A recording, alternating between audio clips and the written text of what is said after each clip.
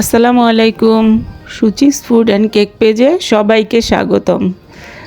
আজ আমি অন্যরকম একটা ভিডিও নিয়ে আসছি, যেখানে কোনো রান্না বা কেকের কোনো কিছুই নেই।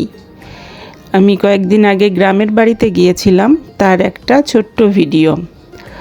আমার শ্বশুরবাড়ি জামালপুর সদর উপজেলার নান্দিনাতে। তো আমাদের বাড়ি থেকে 2 মিনিট হেঁটে গেলেই আমার নদীর ঘাটটা পার হয়ে আমরা নৌকা দিয়ে পার হয়ে আমরা আমার নানি শাশুড়ির বাড়িতে যাচ্ছিলাম। সেখানে আমাদের অনেক ফ্যামিলি মেম্বাররা ওখানে উপস্থিত ছিল। আমরা সবাই একত্রিত হওয়ার জন্য ওখানে যাচ্ছিলাম।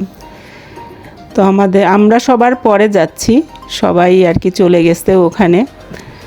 তো আমরা যাচ্ছিলাম, আমার খালু শ্বশুর ছিল, আমার বড় যা, আমার 2টা মামাতো দেবর ছিল, আমার ভাসুর। আমরা সবাই অটোতে অনেক মজা করতে করতে কথা বলতে বলতে যাচ্ছিলাম।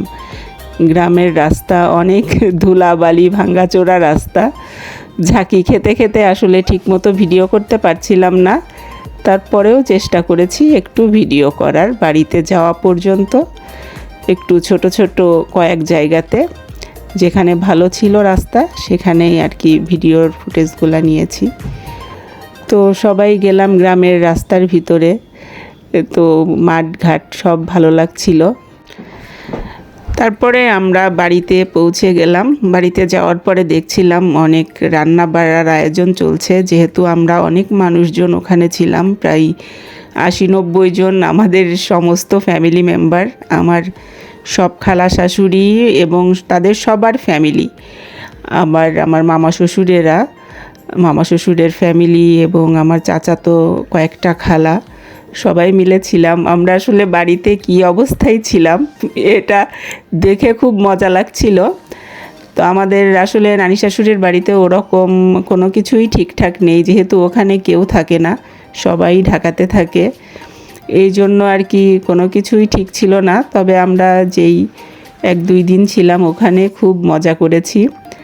তারপরে দুপুরে আমাদের খাওয়া দাওয়া হলো। তারপরে আমাদের সমস্ত ফ্যামিলি মেম্বারদের কিছু ফটো সেশন চললো।